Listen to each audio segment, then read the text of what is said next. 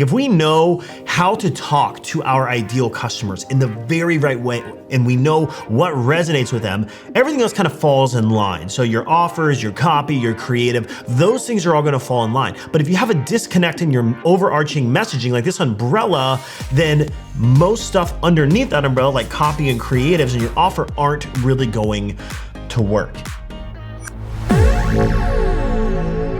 So this episode is gonna be a little bit unique because I'm actually gonna be, drawing on my iPad here, but don't worry if you're listening to the audio of this, I'll still walk through it verbally so you understand kind of what's happening. But if you're watching, it's gonna give you a really nice visual of some of the things I'm gonna be speaking about. Now, what I want to talk about is I really want to talk about messaging. Messaging is kind of like, I view it as the umbrella. Like if you have messaging as the umbrella for your brand, or from an advertising standpoint, which is where I usually like to look at this, it's going to guide a lot of other stuff. And so this is actually a training that we did inside our coaching program, the Max Profits Mentorship, which is a program for e-commerce brands, owners, or paid media buyers that want to really leverage Facebook ads and email marketing to add a lot more customers. And so we teach really in-depth how to do this. We have all the training material, we have a whole community, and we actually do a ton of coaching within that community. And so we did an entire month of what we called, it was August, and we called it the Blockbuster Summer Ads Month. And every single week we dove into different elements of advertising and the things you have to really get in place. And one of those, the very first thing we actually covered was blockbuster messaging. Blockbuster messaging doesn't just happen, it's very intentional in the way that you speak and the tone that you use and the things that you lean into as that overarching message, just like an umbrella, are going to impact how your copy and your creatives work and your offers, and then how it also generates results. So if you can really tie in and dial in your messaging, it's gonna make a really big deal. Because the problem is, most people are selling the same thing, and they're saying the same thing in the exact same way, and they're doing the same thing. And your prospective customers, they're skeptical because they have heard everything before, they've seen everything before, and they've likely had bad experiences before. But the thing is, the best way, we've learned, the best way to be heard or seen by your ideal customers and move them to action is not to shout louder and harder, but rather it's just to whisper the exact right words to the exact right people. And oftentimes our ads and what we do and what we sell is so general and so generic that we're just shouting the same thing as everybody else. And so I'm gonna walk through a framework that we use. It's actually a quadrant that we're gonna be going through to understand how we can start to diversify our messaging to stand apart from all of the competition out there. Because there's a story of, the three bricklayers. And the story goes that they're all building this concert hall, and somebody walks by and asks the first bricklayer, "Why are you doing what you're doing?" And the first bricklayer says, "Simple, to pay my bills." And so they walk and they see a second bricklayer and they ask them, "Hey, why are you doing what you're doing?" And the second one says, "Because I build walls, it's what I do." And then they go and they talk to the third one, they say, "Hey, why are you doing what you're doing?" And the third bricklayer says, "To build a concert hall that one day will allow somebody to play music that will touch the hearts and change lives of the people there." Same question, same profession, same role, different response, different purpose. And so that's what we're gonna try to accomplish with messaging. And again, if you could get this right, everything else just falls into place. The copy, the creatives will fall into place if the overarching messaging and the angles that you take with that really, really resonates. And so we don't wanna be more noisy, we wanna whisper to the right people at the very right time in the exact right way they need to hear it. And so when we think of messaging, we wanna think of it from the perspective of our ideal customer and our the product that we're gonna be selling. So whichever you are focusing on, like, so let's say you have a particular product. In the case I'm gonna use today is a client of ours called Do and Dare Undie Co. And so we're gonna be talking about underwear. I'm gonna make everybody real uncomfortable here. We're gonna talk about underwear, and they have bamboo underwear. And so if that's the product that I'm selling, I have to think, okay, what types of ideal customers am I going to speak to? And when I have that ideal customer in mind, I'm then going to complete this simple exercise to establish a few different ways that I can talk to those people in a way that's not shouting and trying to compete with everyone across the board. So if we kind of look here, let me kind of go here. So we have a quadrant. So if you're listening to this, we have a quadrant. We have 4 squares. And on the left-hand side of this, we're gonna look at from a time standpoint, because this is something that most people don't consider. If we look at like pains and pleasures, which is a really simple way that a lot of times we gear our ads around, like, hey, what are the pleasures, the things they desire and the outcomes, and then what are the fears and the pains that they have? One thing we often forget about is time. There are things now that they have experience that, and there are things in the future that they experience both of those sides of the coin. And so we wanna talk in both of these ways. So if I'm looking at my quadrant here, on the left-hand side, we have now, and the right-hand side, we have future. So there are some things now that we can address, and there's some things in the future that will begin to happen if we don't change anything now. And then with that said, there are some things that they want to move away from, and these are usually going to be on the pain side of it. And there are things that they're going to want to move toward, right? So we have things we're moving away from, and we have things we're moving toward. We have things now, and we have things in the future. So with that in mind, we now need to talk through the 4 quadrants and what these are going to look like. So on the left side, bottom quadrant, these are things right now that we want to move away from. So this is the messaging that is like pretty much a pain, right? This is something that I want to move away from, and I want to move away from this right now. So we call these frustrations, right? Frustrations are the things we want to move away from right now, and we just don't like experiencing them. Like, it's very tangible and I feel it. So if I'm looking at underwear, right? Let's talk about underwear. Now, Do and Dare, Undico, you can go to doanddare.com, I believe is the website, doanddare.com. Go check them out. Wonderful company, great underwear. And when we kind of ran through this exercise with them, the frustrations that most of their customers have is they're frustrated by Chinese-made stuff. They want stuff that's made in their case, North America. And so they're frustrated with that. They also are frustrated with non-eco-friendly things. They really want to be eco-friendly. They're frustrated by rough underwear. They're frustrated by boring colors. Like the amount of colors out there are really boring, or maybe boring design. So these are simple frustrations that they have, like right now. Hey, I don't have a lot of colors. I don't like stuff being cheaply made or Chinese made. I hate it when my underwear is all rough. So these are just some examples of frustrations that they experience right now. But then on the opposite side of that, we then have wants, right? These are things that they are experiencing now, but they want to move toward. So right now, I want to move toward my wants. And so for them, if we're looking from an underwear standpoint, we want to look at things, we want stuff that's vibrant. That's what vibrant or unique. One thing they found is they have a lot of unique prints and really funny stuff, humorous stuff, customizable stuff. And so their customers right now, they want vibrant, they want fun, they also want the opposite of roughed, right? So maybe soft and silky. They also want something made in, let's say, North America. So we want something North American made. We want sustainable. Now, some of these might sound a little generic to you, but stick with me. We're gonna kind of dive a layer deeper than that. So we want to list out, and I encourage you to take 90 seconds to fill each one of the quadrants. So we want to say, okay, what are we moving away from now? These are usually frustrations. I want to move away from my frustrations. Jot those down. Put a timer on. Jot all of this down. Then we want to say, okay, what do my customers want to move toward right now? We call it, these are the wants. And so we're gonna list all of those wants that our customers want, and they want them right now.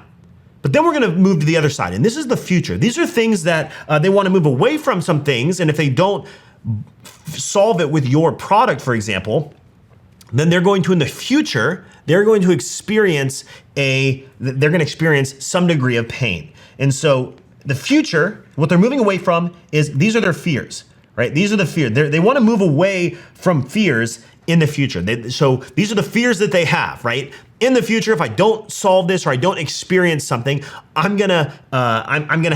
have this fear that this is going to happen. Now, here's what I would say.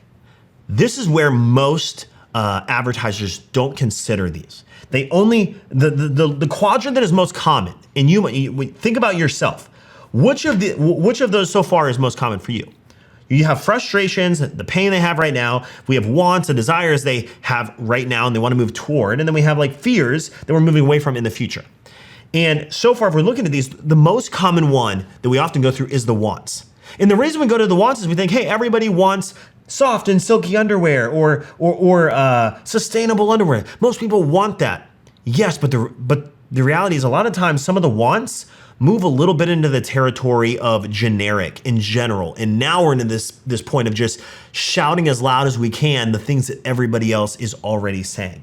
What is really often not talked about is frustrations and fear, things in the future. Fears are another one of those. And then the final quadrant, we're gonna tackle both of the future at the same time, by the way, is aspirations. These are things that they want to move toward over time. So let me give you some examples here. So if we look at the fears, these are fears that my ideal customers have in the future. And now we're gonna take it a whole way. So I was being a little general earlier, and I don't encourage you to be general. What we've learned is specific messaging gets much better results. Specific messaging. So I could say rough, or I could give really big, really tangible examples of that. And so I'm gonna do this with fears and aspirations. I wanna give you some more tangible examples, because if your messaging is really tangible and relatable, we see it do so much better. People resonate with it because it's not saying, oh, our stuff is high quality. Give me a break. Everything is high quality. Instead, we're gonna say something that's a lot more specific. Or in the case of fears, we could say, I'm gonna give you an example. We could say, our underwear fits great. Okay, really, really general. And maybe the fear is my underwear won't fit over time. But we can also let's get real tangible here. Let's get real tangible and real uncomfortable here talking about underwear. So, okay, the fear I might have over time or in the future is my underwear starts to wear out, right? That might be general.